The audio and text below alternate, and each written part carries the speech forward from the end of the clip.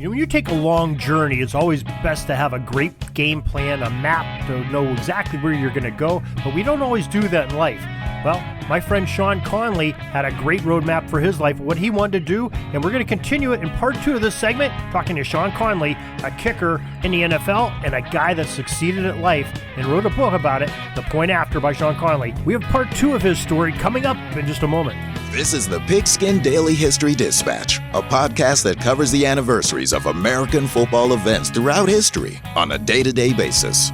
Your host, Darren Hayes, is podcasting from America's North Shore to bring you the memories of the gridiron, one day at a time. So as we come out of the tunnel of the Sports History Network, let's take the field and go no huddle through the portal of positive gridiron history with pigskindispatch.com. This podcast is part of the Sports History Network, your headquarters for the yesteryear of your favorite sport. You can learn more at sportshistorynetwork.com. Hello, my football friends. This is Darren Hayes of PigskinDispatch.com. Welcome once again to the Pig Pen, your portal to positive football history. And if you missed our episode we had yesterday, episode number 390 of Season 2 of Pigskin Dispatch Podcast, you have a good one. You'll have to go back and listen to it because this is part 2 of our interview with my friend Sean Conley that we grew up together and played some street ball. And in the first part, just a summary, we had a conversation with Sean, how he started off as a youngster, 8 years old, focused on his father was a big influence in his life, got him involved in punt, pass, and kick. He went to a couple of those competitions, started working at and honing his skill, playing some soccer and everything, but he had a goal in mind. He didn't have high school football at his high school, and he went and played some Division III was his plan. He walk on at a Division I program to be their starting kicker and go in the NFL, and he's already went through and made the Division III. So let's tune in right now with Sean as we pick up right before he goes into Division I football. All right, let's go back to that 1992 Pitt Panthers season. I mean, just to make everybody remember, you know, Pitt was only in the second year of belonging to a conference. You know, they second year in the Big East. Before that, They were an independent team. They were 3 years removed from being, you know, in the top 20, probably about half a decade from or so of, you know, some of the really great teams, or maybe a decade, you know, the Marinos and, you know, back when we were a kid, Tony Dorsett and things like that playing for them. So a great program, and you walk on there, beat out, you know, scholarship athletes that are there for kicking. But there's some guys on the team that are from your hometown, and Erie's about a 2-hour drive, about 100 miles from the middle of Pittsburgh, where Pitt is. And yet you have some guys from Erie that played football. And did you have relationships with them before you went down there? And of course, I'm talking about there was Dietrich Gels and Tim Colicchio and Mike Eberly, who you reminded me of before we came on. Right. No, I didn't know them at all until I went down there. But like immediately, you know, it was like, you know, like Erie boys, like, you know, we get together. So I met them like super early, and you know, ended up good friends with all of them. You know, especially like Tim Colicchio. Yeah, Dietrich Gels went to high school just a couple blocks away from me. So, and yeah, he ended up going on to the Philadelphia Eagles. I think he played 3 years. I think he got his 3 years in. Yeah, and it was great because we actually had a lot of, you know, for Erie, we had, you know, the local TV stations and newspapers. They were down at all the games because of all the Erie players. And now Pitt had James Conner, who now is probably, I guess, the most famous Erie to Pittsburgh connection, and Mark Stepnowski, right? Of course. Right. And now, when you were at Pitt, they used to. I'm originally from Edinburgh, and I went. That's where I ended up going to college. Was Edinburgh University, which is probably about 15 miles south of Erie. And Pitt used to come up and have their spring training with Edinburgh in conjunction with Edinburgh, and they'd have it in Erie. Were you part? Was that? Oh, I didn't know that. No, I did not know that. Yeah, I know when Steps was there. I was in college at Edinburgh, and I was like playing racquetball or something. And that's the racquetball hallway was like where the locker room was. And of course, the Pitt players would come out, and you know, us guys in racquetball gear, we're like trying to hug the walls, you know, so we don't get squished by these monsters coming through. And so I'm just trying to not make eye contact. All of a sudden, I have like a hand grab me. I'm like, oh shit, somebody's going to mess with me. And here, you know, Mark Stepnowski's there, and hey, how you doing? Like, wow, pretty cool. But But Dietrich Gels, I was a young official and I officiated some of his games, and I was a line judge. And back then it was all 5-man crews and officiating. And what happens is, it's really before you had a lot of spread offenses, but Tech Memorial, as you said, I think Pete Petriani might have been the coach of Tech when Gels played, or maybe Costello, could have been there. Yeah. That's right. He went to, but Petriani, I know, was on the staff. Yeah, I believe. That's right. So I had their sideline, I had Tech sideline. And whenever the back judge, who's sort of behind the umpire, deep behind the safeties and the defense, he would cheat to the strong side because he would take that widest receiver on that side. So if I was on the weak side, I had to make sure I had coverage of, the whole passing effect of the receiver on my side. They would always sort of strong side and put Gels to the weak side. And I'm have Tech, coaches right on my, breathing right down my neck. So Gels, and I have to start the line of scrimmage. I'm a line judge. So Gels takes off, runs like a fly pattern, and they quarterback launches a pass under, and I'm, of course I can't, I'm only like 20 some years old. I can't keep up with this kid. He's got, grease lightning for feet there.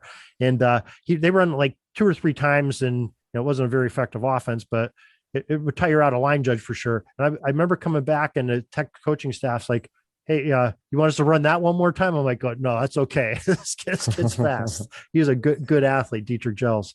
And Timmy Colicchio, he's probably one of the greatest running backs ever in Erie County. And he ended up having to play at the same time as probably the best running back. And that was Brian Milne, that played for Fort LaBeouf and went on to play at Penn State and also went in the NFL. Right. Yeah. And then Timmy Colicchio, he backed up Curtis Martin at Pitt. And then Curtis got hurt in our it's either our first or second game of the season. And then Tim had to carry the load the rest of the way. Yeah. Oh, yeah. Curtis Martin, man, that's one of the greatest backs in NFL history and college history. Just a tremendous. Did you have a relationship with Curtis Martin at all? Yeah. Well, crazy as it is, so he was injured that whole season, and kickers. What we would do is, for practice, we sometimes go up for about a half an hour, get our kicks in, and then we'd come back into the locker room, hot tub, ice baths, stretch, that kind of thing. So anyways, Kurt was, rehabbing most of that season. And, so one day his locker was right next to mine, and we were just talking, and he shared me with his story, that he didn't get into football. He didn't start playing football until it was either his sophomore or junior year in high school. And he said the reason being was the gym teacher told him he needed to play football. He has a pretty tragic story. There was he lost some family members, with gun violence growing up. And so he was, the coach thought, you can actually, if you Google like his speech, his Hall of Fame speech, he tells the story much better than I do. But he said, yeah, like the coach wanted him or the gym teacher wanted me to play, said, hey, this would be good for you. And so he did. So he joined the football team. And then, he's played like 1 or 2 games. Next, like Pitt, Notre Dame are offering him scholarships. And he told me, like, because I'm not even really all that much into football. Like, I'm doing it because I needed to, but I'm just like really not that much into it. But then he I did run into him later, and he did get in, I think it charged him later, because I think at first he was trying to like adjust to the whole thing. But, Bill Parcells, I think once he got with Bill Parcells and when he got drafted, that just changed everything, because that came out of nowhere. I don't think anyone was expecting that he would go from, I believe he was a 3rd round draft pick, to being one of the best running backs of all time. But well, how, I'm a lifelong Steelers fan. You living down in Pittsburgh, how the media is, and it's those big regrets of missing out on those hometown guys, like the Dan Marinos. Well, Curtis Martin's probably second on the list that everybody regrets. Like, why didn't the Steelers take him? They had a chance to get him. They could have had one of the best. Right. Well, luckily the Steelers went for Pickett this year. So like, I don't really follow specific teams. I follow players, and so yeah. So Kenny Pickett and James Conner. Yeah, anybody from Pitt, I'm cheer hard for. Yeah. And James Conner, I'm glad you mentioned him. He is such a great kid, great athlete. Well, not a kid anymore, but under recruited. Right. And he's had all that fame with the Steelers, having some success with the Cardinals. I think he was leading the NFL at one point in touchdowns last year. Big year last year. Yep. And it's just my daughter goes to McDowell High School where Connor attended. And she just told me, from Snapchat or something, a couple of her friends in school said, "Hey, Connor just showed up at their, they just had a mini camp. He showed up there and worked out with the guys for a day, and just made the spirits of these kids, his former alma mater, just, it really brightened their day. And even people like my daughter weren't even there, like going, "Hey, James Conner was there practicing with the guys and giving them some pointers or anything." So that just tells you how, half a country away is where he's playing football, and he spends time back in his hometown and helping boys that are trying to get to where he is. So yeah, exactly. Cool. Yeah. Aaron Donald's the same. He has a house here in Pittsburgh, and he does all kinds of amazing things for the community. So yeah, he's in the same mold. That's just great stories there. Okay, so you're in the Pitt season. I guess we got to mention who your quarterback was. Was it Alex Van Pelt? Alex Van Pelt. Yep. Yeah. Yep. So, who broke a lot of the Marino records actually. And I think Alex ended up playing with the Buffalo Bills, I think, for a while, and been coaching ever since. I think he's still coaching, if I'm not mistaken. So great. Last I knew, he was with the Browns. Okay. Yeah, I don't get to follow the assistant coaches too much, but I know when I hear the names like that, especially the local guys that played D1 and stuff, I take an ear out for that. Okay, so you're in the Pitt season, and you just said earlier that you're one of the highest scoring teams in the nation in D1. Now, where was the most high pressure moment as a kicker for you at the college level? Do you have a specific instance or something that really sticks in your brain? So, because I had the 2 years at Gannon and the one at the Grove City, I only had 1 year of eligibility. So I played 1 year at Pitt. And that season, unfortunately, we had mega talent. Like some of the players we talked about, but we had so many injuries. There was another guy, I don't remember the name, Tom Tumulty, who ended up playing for the Cincinnati Bengals. But losing Curtis Martin in the beginning of the season, and then there was like 5 or 6 other starters that ended up playing the NFL that all got injured in the first couple of weeks. We were like so depleted. Yeah, we ended up going 3-9. So I never really had any big pressure games or kicks. I guess the biggest pressure kicks I had was early in the season, because I was as a walk-on, I was playing ahead of these scholarship guys. I missed 2 kicks in a row. I missed an extra point against WVU, and then my first kick, our next game was against Rutgers on a Thursday night on ESPN, and I missed my first kick there. So that was 2 in a row. And I heard the head coach, is Paul Hackett. He came over to the special teams coach, Amos Jones, and he said to him, if he misses one more, we're putting in Eddie Frazier. He was the backup. And I'm like, oh shit. So I had to make the next kick. And so, so for me, yeah. So that was definitely like the biggest pressure kick I made. And I made that. And then luckily after that, I made every single kick the rest of the season until I had one blocked on the last game when we played at Hawaii. But so that you can always blame that on the lineman or something. Hey, I blamed it on the snapper. Yeah, it was a high snap. Yeah, it was a snapper. Oh, you don't want to blame it on a snapper. That's one of your 3 guys, man. You got them on like the guard or something. You can't do that. That's pretty neat. Now, okay, when you're you got these games, you're in all different kinds of situations. We already talked about the different turfs you're playing off. What about the weather? Is that like a big factor to you? You talked about you're used to playing on snow. I know that for a fact. And you said you practice in the snow and all kinds of things, unless you're, maybe Charlie Bauman, we talked about earlier, when you went to the Patriots, maybe they trained with a snowblower coming out and blowing off the snow, as we saw in a game one time. But how do you mentally prepare for those type of things? The rain, the snow, maybe it's a really dry grass field. Maybe that has a different effect. How do you account for some of those things?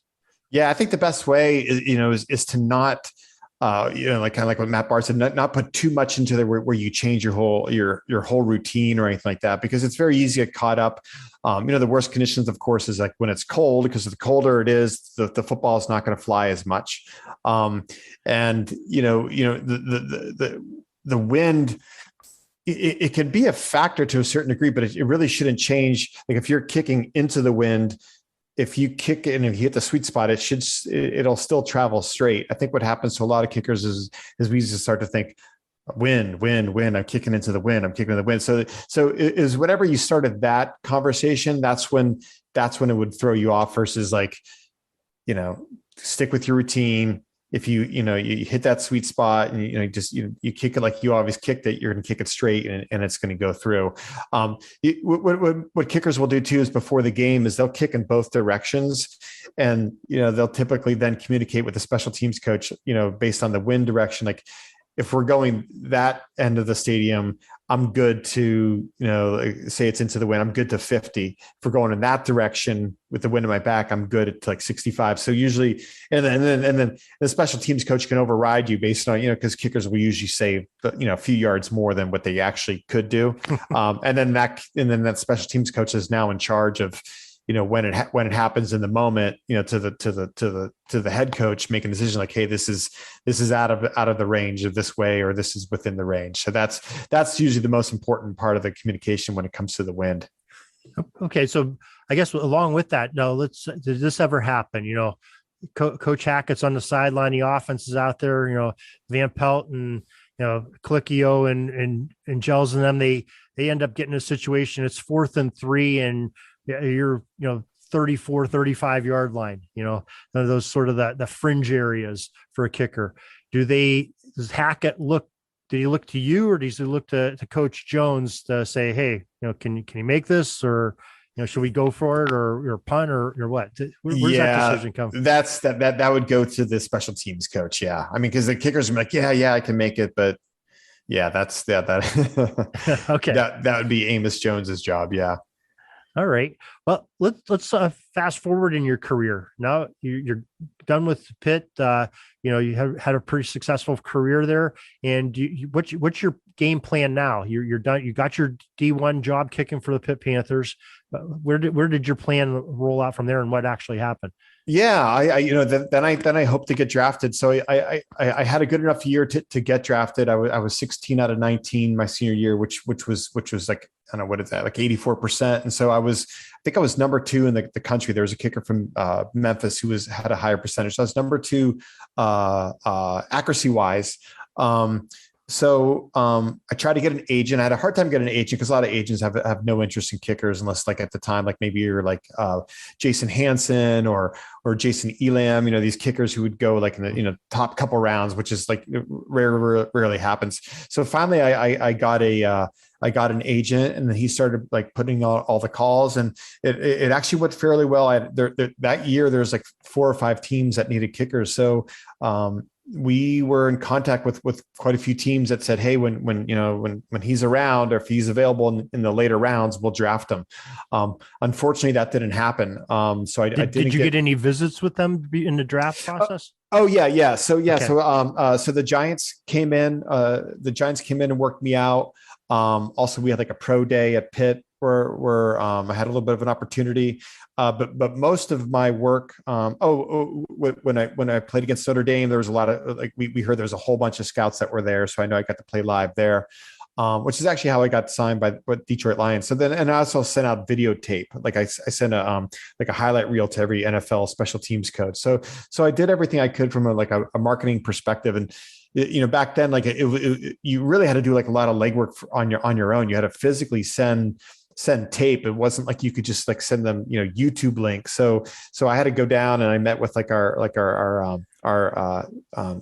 camera guy, our video guy at Pitt, and said, hey, can you put this together? And it took a really long time because I had to I want this kick, I want this kick, I want this kick, this kick. So he put it all together, and then he made me a bunch of copies, and I think I bought him a couple beers, but that's how you had to do it, unless you're like a top pick. But I knew I wasn't going to be a top pick, and I'd be really, really lucky if I got drafted. But no, I didn't get drafted, but because I had enough exposure through the other means, I got 3 calls once the draft ended.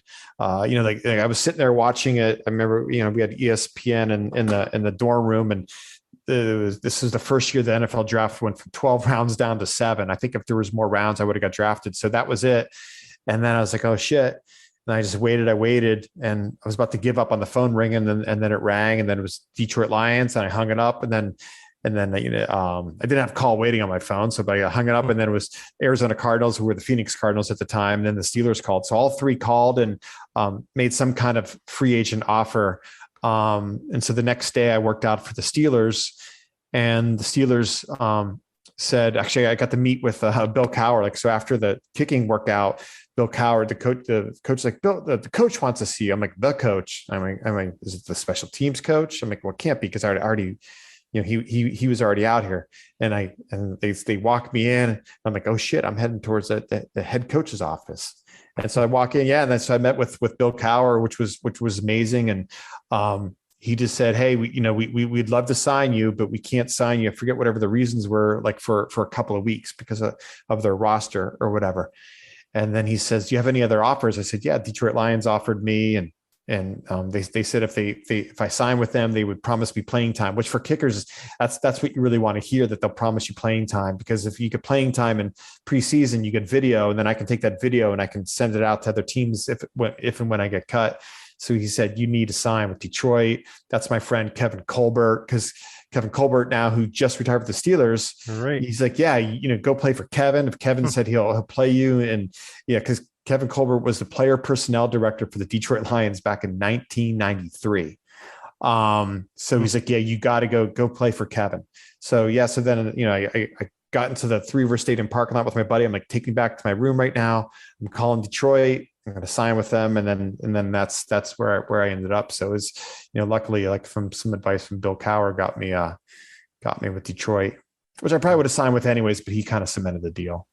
Yeah, that's a similar story. One of your well, not your classmates, so somebody else that went to Mercer University. I talked with Craig Woodard not too long ago, probably about a year ago. We were talking about his experience. He had a tryout after he played for Mercyhurst University, and ended up going down. And Cowher came out and made sure he shook his hand and everything. He thought that was pretty cool. Here's a guy, just one of the guys are just bringing in, to play him, maybe not make the team or make the team, but these free agents coming in, and Cowher made sure he went and met all those. So it's good to hear that he did that with you too. That's pretty cool.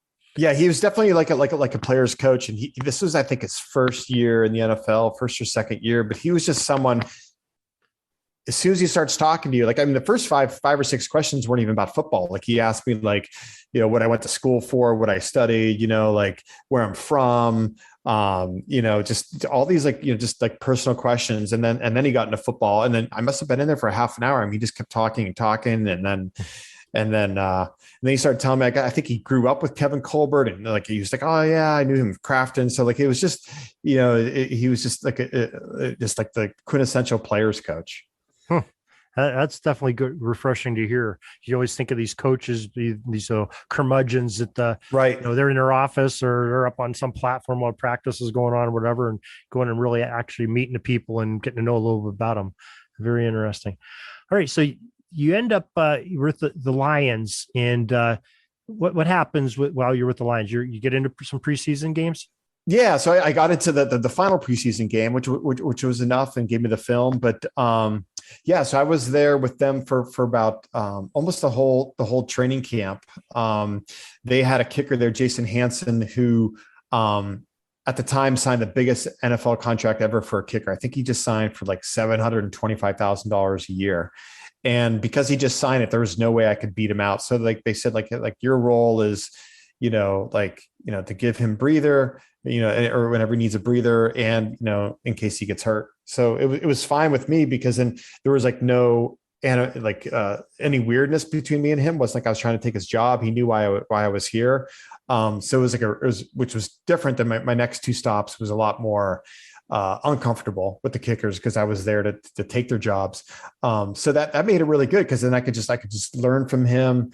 I watched him. I checked out his, I studied his routine. So he really helped shift my career beyond that, because he was more focused on quality than quantity. Because at the time I was more about kicking a bazillion balls, and he's just like, I'm going to kick these 12 right from here, and then I'm going to call it a day, because this is what I need to. This is where I need to just kind of reinforce or strengthen. So wasn't surprising that he kicked. I think he just retired like 4 or 5 years ago. So he kicked into his mid 40s, which is insane. Yeah, it's him and Vinatieri. I think they Vinatieri, came in same. at the same time, and they played forever. Insane. So that was that one of the biggest things that you got learning from Hansen is that, hey, you don't need to kick a zillion balls, just take a handful and really work on what you think for that day you really want to achieve. Yeah, because I was a little bit too much of a perfectionist. Like I would just kick for like, I'm going to kick 100 balls today, or I'm going to kick 60 balls. And I wouldn't stop kicking until like I hit that number, no matter how my leg felt. And he was more, he definitely had some perfectionism in him as well. I think all kickers do. You have to, but he also was a lot more intuitive. He also spent a lot more time in the film room than most kickers do. So that was another thing I learned from him. I was really into film as well, but like he took it to another level.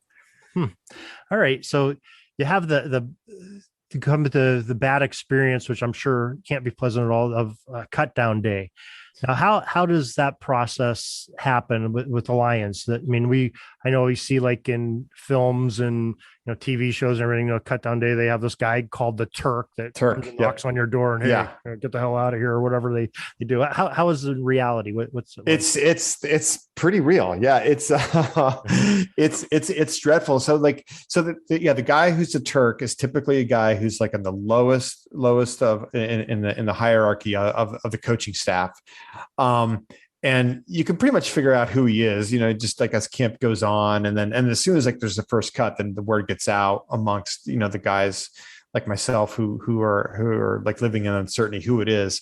It's always like the same, like he knocks on your door and he says, hey, Sean or whoever, like coach needs to see you in his office, bring your playbook. And so that's code for like you're getting cut. So so when I was there, I started hearing these crazy stories, like that some guys would like hide underneath their beds.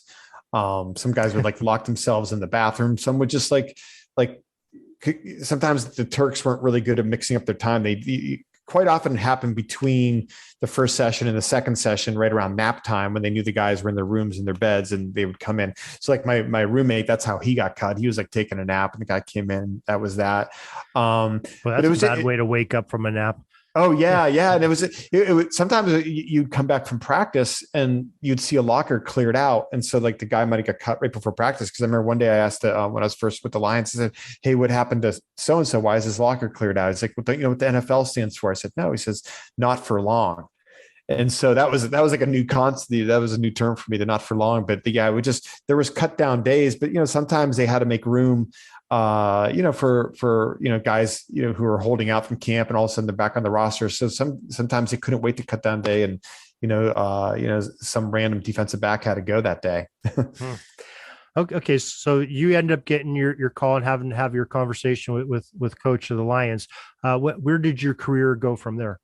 Yeah. So from Detroit, I moved to Florida. My agent lived in South Florida. He said, come on down. It's nice and warm. Get out of the north and you can kick year round. So I took him up on that. I moved down to Fort Lauderdale and started training. And that's when I just, once the Super Bowl ended, that's when I started to my agent would start making phone calls to get me on teams.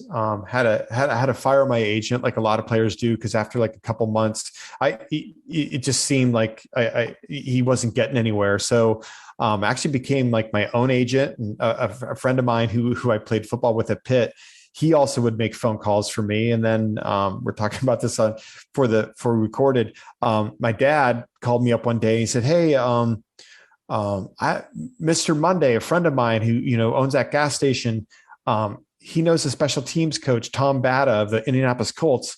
I could ask him if he'll call the special teams coach for you. I said, yeah, sure, go for it. I'm figuring nothing's going to come out of it. So you're sitting there thinking, my dad back in Erie, Pennsylvania, where there's no NFL team, he thinks he's going to help me out. And I got an agent and I know what's going on in the NFL. Yeah. Right. Exactly. Well, about a week later, the phone rings. I'm like, hello. He's like, this is Tom Bata of the Indianapolis Colts. I'm like, you gotta be kidding me. So he's just like, so what happened was he's like, we're working out this kicker. Would you like to join? The only thing is, we're not going to fly you in. We're not going to pay for your expenses. You have to come here completely on your own. So what was happening, and this was code for like, we're already working out a guy that we really like, that we're probably going to sign. And I'm the throw-in guy, but I was like, heck yeah, I'll be there. Cause any opportunity, I'll take. I mean, at the time I was starting to come up with crazy ideas where I was going to like dress up as the UPS guy and walk down to the Steelers again to get a workout. So I was desperate. I was just delivering food out of my car for this like restaurant delivery company. So I'm like, yeah, I'll definitely do it. So my wife was about 6 months pregnant at the time. And so we get in the car, we drive there, and we cross the Indiana border, and we get those coupon books for the discount hotels. So we get the discount hotel, and we're staying outside the near the Colts complex. And so I work out, and I get there, and I could tell like the kicker is like, what's this guy doing here? The throw in, I'm definitely going to beat him out. So it was a really great situation for me because I had nothing to lose. The Colts think they're signing this kid. This kid thinks that he's signing with them. I'm the kid that they have this like no expectations for. So we would just take turns kicking, and I just let it rip because I just felt like really loose about it, that I had nothing to lose. And afterwards, I knew things were good because like they let him go first, and he was gone, and they asked me to stick around. I'm like, well, they're not going to ask me to stick around if they're not interested. So next thing I know, the head coach walks in, Ted Marchibroda. I'm like, this is another good sign. And then they said, hey, another Pittsburgh area connection there too. Yeah, exactly. And then I also see them, they have a check in their hand. I'm like, this has got to be nothing but good. So they said, hey, here's a check for like all your expenses. And, Ted Marchibroda introduces himself, and, Tom Bada, starts saying all these good things about the workout. And he says, well, we'll be in touch. So, I figured things were pretty good. And like a week later, they called and offered me a 2-year contract. And they said, hey, we want you to come in. And, basically in so many words, they said, they wanted me to beat out, because they had a kicker there that was making, I think, 700,000-800,000. He was in his mid 30s, and I was I was only 25. And so 24, 25. So this is, it was pretty obvious that they're basically saying, come in and, be this, inexpensive second year kicker and beat out the veteran that's taking up a lot of payroll. And in postscript, your father had to buy all his gas from then on from Mr. Mundy at the local Arcos. For sure. Exactly. Okay, so you're in Indy. They were playing in the RCA Dome back then. Is that the Hoosier Dome? Hoosier Dome. Okay, Hoosier Dome. Yeah. Okay, so what kind of surface is that? That was just carpet, or were they into field turf at that time? It was still the old AstroTurf, or maybe the new turf was at that time. It's definitely a step up from what I played on a Pitt, but it was still turf. Yeah, it wasn't carpet on a cement floor. It was a little bit more padded. No, it was a little nicer. Yeah. Okay, gotcha. Not quite the indoor outdoor carpeting anymore. Right. All right. So what happens from there? Yeah. So, unfortunately, I ended up getting cut with the Colts. This is where I discovered that I was having, that I was overtraining, and how my injuries were affecting my endurance. And so I could still kick the ball far. I could still put my kickoffs in the end zone, but the problem was I could only kick for so long. So I could only handle so many reps. And what I discovered the hard way is what kicking veterans do is when their job is on the line, there's a kicker coming in, and the veteran has the upper hand. What they'll do is they'll take days off. So the veteran kicker, Dean Biasucci, he was smart. He would just like take a couple of days off, and I would do all the reps. And he must have seen something, because what would happen is I would kick double sessions. So I'd kick in the morning on Monday, I'd kick in Monday afternoon, kick Tuesday morning, Tuesday afternoon. He wasn't kicking. I'm like, oh man, what is going on? So I figured, so then I started to catch on to what was happening, this trick of the trade, or whatever you want to call it. And then I started to lose some distance off my kick. So I'm like, okay, so I should just keep my mouth shut and keep kicking, and somehow hope I can miraculously keep my stamina up, even though like my hip was hurting, my back was hurting. Or B, I could go tell the coach like, hey, could I get a session off? I could use a rest. Because I'm thinking if I do B, he's going to like lose faith in me, and that I'm not sucking it up, so to speak. So it got to a certain point where I knew if I just kept taking all the reps, I would burn out and I'd get cut. So I figured I had nothing to lose. So I went down there. I remember I was like shaking. I was like really nervous to tell the coach this, because the mentality of coaches back then is much different than today. Like today, they honor rest and stuff like that a lot more, for all positions, including kickers. But he was more of an old school coach, and I told him, and his reaction was exactly what I thought. He says, PUSSY, get out there and suck it up, and this is you. You need to show us that like you got what it takes. And I'm like, because it was just endurance, and I wasn't having a problem with accuracy and the mental aspect and all that. But it's like, okay, so I went back out there, and for the next couple sessions, I did okay. But then there was a session in front of the whole team. The media was there this day, and they allowed fans, and we're doing like 45-yard field goals, and my leg was just aching, and I came up short from 45, which for an NFL kicker, that's it. You can't even come up short for 45 in college. And I'm like, my leg is just shot. And then a few days later, they cut me, and that was that. No, that's a bad thing, especially the way, the veteran sort of got you there, like you said. Now, as a kicker, I think you alluded to it, but where does the pain start? How do you know when you're starting to go? Where it goes first? Is it like your ankle, your knee, your hip? What's going on? Well, when kickers kick too much, it puts strain on their hip flexor, the muscle that connects basically the hip and the upper thigh. So for me, that's like where the pain would happen. So I would like when I'd kick the ball, I'd feel pain there. And then sometimes it would just shoot all the way down my leg to my ankle because it was connected like to the nerve there. But like what I didn't find out till later, what was happening wasn't just the pain. What was causing my balls not to go as far as they used to was that I was actually tearing that muscle where it was degenerating. So the muscle that connected my hip to the thigh was degenerating. And because it was degenerating, no matter how good my technique was or how hard I hit the ball, it wasn't going to go that distance anymore. It took me a long time to figure out that was actually happening, that my hip was degenerating. I thought I just like needed rest, but it was probably just like hanging on. It was like literally probably like a thread that I was hanging on to with that muscle. Well, I thank you. That can't be an easy thing to talk about, but that's a lot of things that people don't understand. Us and the rest of the world that aren't in that aspect of playing football and kicking.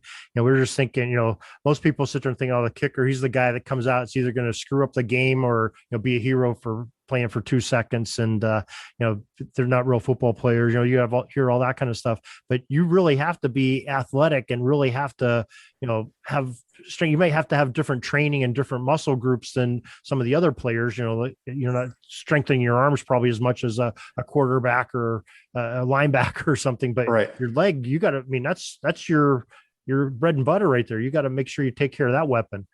Yeah, absolutely. And the game certainly changed when I got into it because before, like in the 70s and 80s, like there was not kickers weren't making 60-yarders with the exception of Tom Dempsey, and kickers weren't expected to put the ball into the end zone. So like, it's Morton Anderson warming up at the 50. Exactly. You're starting out at the 10, he's starting out the 50. Right. Exactly.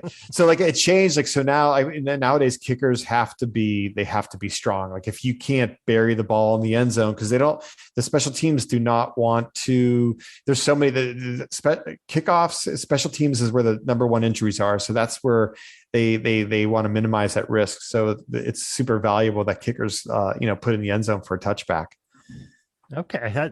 That's some great stuff. Now I want to get into, you have a book out and it's titled A Vivid Account of Life in the NFL, an Inspiring Story of Everything That Comes After. What's the whole premise of that, and what's the what was your reason for writing that? Yeah. So the point after it was the whole idea was it first started off as like a yoga book. I was going to as a yoga book for athletes. And I was writing all these, throughout the book, I sprinkled in like what was happening in my football career and how that related to yoga. Anyways, my editor said to me, like, she's like, I was done with the book, or at least I thought I was done with the book. It was 300 pages. She's like, no, this isn't the book about yoga. People can find that anywhere. You need to just tell your football story because that relates to just life, like, resiliency, like having a dream, finding support system, people around you, friends and family. So she's like, that's the story. So it took me about 2 weeks to realize I had to like start a whole book over. So that's what I did. So then I wrote the book from beginning to end. And she said, write everything that happened in your life from like when your football career started around age 8 until your career was over, and write a little bit about after over, write that. And then we'll go from there. So that's what happened. I wrote this book. It was 400 pages at that point. I just wrote everything down. She helped me edit it down to 250. And then somehow, I sent this, a book proposal out there, and bam, I got really lucky. And I found an agent who was actually a big Jim Harbaugh fan who he's in the book when I was with the Colts with him. And that's how I ended up getting like the book contract with Rowan Littlefield and all that. But so that was the whole idea, was just like, initially to share the story about, how life related, to football, and, and with the hope that people would resonate, with at least some part of my story. Well, okay. Now you're saying that your publisher had you go back and start at age 8, start your career. Red flags and sirens are going off in my head. Probably the first thing she's throwing out, I was like, hey, you got to get rid of this part with these jackwads from Stafford Avenue. You can't have these people in this book. This will never sell. Yeah. I mean, that there was a lot more Erie in the book. I think the Erie went from like 100 pages down to 10, but that was her job. I mean, she's right. Yeah, we do, right. Us knuckleheads didn't need to be a part of your story. Right. You, like I said, you had a plan. I mean, that is like the greatest part of your story. You're just talking here with me is you having a plan, as a teenager, and fulfilling that. That is very rare. And especially what you chose your path to be in your career. It wasn't like, hey, I'm going to be a fireman, or I'm going to be, I'm going to be an NFL kicker. I mean, wow, that's amazing. That's, that's like hitting the lottery. Yeah. I owe a lot of it to my dad. I mean, like Sundays revolved around football, and for us, it revolved around the Cleveland Browns. And so, just watching them every Sunday. So the way Erie works, well, is like, there were some games that we had to watch the Buffalo Bills, even though there's like I never met a Buffalo Bills fan in Erie my whole life up there. But anyways, it's Browns or Steelers. So my dad would take me to like a bar across the border in Ohio where they showed the game, just to watch the game. So for me growing up, like, football was everything. Like, so if I played in the NFL, I was like at the top of the world. So I think that's where a lot of like that whole dream came in. I was just thinking like this crazy importance of football. And that's also how I came up with like the subtitle of the book, of that there's more to life in the NFL, because it took me a while to find that. And, I also stole that from Barry Sanders when I was with the Detroit Lions. We were playing the Dallas Cowboys in London, and it was the first or second night. And Wayne Fonts, the coach, he was like super laid back. So he let us party like to 3-4 in the morning. And so I was hanging out with all the rookies, and I came, stumbling back into the lobby after being out all night at the pubs. And Barry Sanders is sitting there reading a Stephen King book. And ironically, I became friends with him during training camp, because he picked me as a catch buddy early in training camp. He just came up to me one day and said, "Hey, you want to play? Like, let's play catch." And so before we'd go out on the practice field, players would also warm up. This is what I'd do. So I played catch with Barry Sanders. And so I was comfortable speaking with him, and we sat down, and I forget the conversations turned to like the cuts that were coming up. And I said, I was worried about that, and I didn't know what I would do once I got cut. And he said, "Hey, one thing you can't forget," he says, "there's more to life than the NFL." I was like, whoa, Barry Sanders just said that. But I remember when he told me, actually, I didn't believe him, because I was like, no, that's not true. Which he must have really, really believed, because he retired early when he was on pace to be the all-time leading rusher. Right. So I don't know where he got this early wisdom, because most young players like myself, go through identity crisis once we're cut. But, Barry Sanders at some point, maybe just because of he was so undervalued or under recruited. I think Oklahoma State was his only D1 offer. Like, I think he just was like always like a stronger person. So like he was like more mature to handle once he got to the NFL. I think he had a higher maturity level than most players do. Well, that's one way he might have got it, but the other way maybe while his teammates were out at the pub in London, he was reading Stephen King. He got some wisdom. Right. From He was from always, It, the Clown in It or something. Right. He was always reading. Before practice. Really? Yeah. So just a cool guy. That's a pretty neat story too. Okay. You also have a podcast out, which is I'm interested in hearing about, and maybe tell us a little bit about that and where we can find that. Yeah, sure. Thanks for asking. It's called The Happy Athlete. And so I alternate, I just have one guest per month. 1 month it's a former athlete, and I try to bring on athletes who have, who overcome some adversity. For example, I had a professional women's snowboarder who had breast cancer, and she's now a breast cancer survivor, and she takes women on snowboard trips. And then the next month I'll have like a yoga teacher, meditation teacher, and then I'll have an athlete. So I'm just trying to bridge this, athletes with, meditation and yoga. And it's been pretty fun because I think, nowadays, athletes have really embraced meditation, yoga, and non-athletes as well. So and then I have these people on who have these stories that like my book. I'm hoping that people can resonate with the challenges that they overcame, and hopefully people listening can get some inspiration from their stories. All right. Well, excellent. So why don't you let us know, you have a website if you want to let people know where that is, and we'll share that with them in the show notes of this podcast as well, and where people can hear your podcast and get your book. Yeah, sure. Thanks again. Conley.net. And, the podcast is on my website, but it's on all the platforms, Spotify, iTunes, all that good stuff.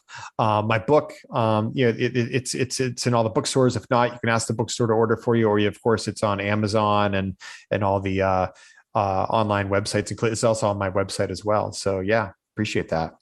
Well, Sean Conley, thank you very much. Appreciate you coming on here talking about, life in Erie as a kid with, like I said, with us knuckleheads that hung around with, all the way up to kicking in the NFL, and now helping people overcome some adversity, because you have a great story of overcoming adversity, both from your personal issues that you had some treatment as a kid, with the ADD. You had a plan and you overcame some adversity of making it at D3 schools as a kicker, D1 school at Pitt as a kicker, some high pressure kicks, make it in the NFL and succeeding after the NFL. You sir have won a lot in life, and you're helping others, and my hat's off to you. So great job. Well, I appreciate that, Darren. And this was so fun in so many ways, especially going down memory lane. And yeah, I'm so glad you reached out to me, and I'm grateful you gave me the opportunity. And this was, oh man, I have just so many fond memories growing up in Erie. So this was a blast. Okay. And I got one last thing to tell, and this is out there to Mike Frawley and Fred, who was always picking. We were trying to get you. I got him first on the podcast. I don't know if they have podcasts, but I got it. He's my pick. So it's funny. But funny got it. So thanks, Sean, for coming on. Yeah, and spending some time with us. I appreciate it. Thank you. Thanks, Darren. Peeking up at the clock, the time's running down. We're going to go into victory formation, take a knee, and let this baby run out. Thanks for joining us. We'll see you back tomorrow for the next podcast. We invite you to check out our website, pigskindispatch.com, not only to see the daily football history, but to experience positive football with our many articles on the good people of the game, as well as our own football comic strip, Cleat Marks Comics. Pigskindispatch.com is also on social media outlets, Facebook, Twitter, Instagram, and don't forget the Pigskin Dispatch YouTube channel to get all of your positive football news and history. A special thanks to the talents of Mike and Gene Monroe, as well as Jason Neff, for letting us use their music during our podcast. This podcast is part of the Sports History Network, your headquarters for the yesteryear of your favorite sport. You can learn more at sportshistorynetwork.com.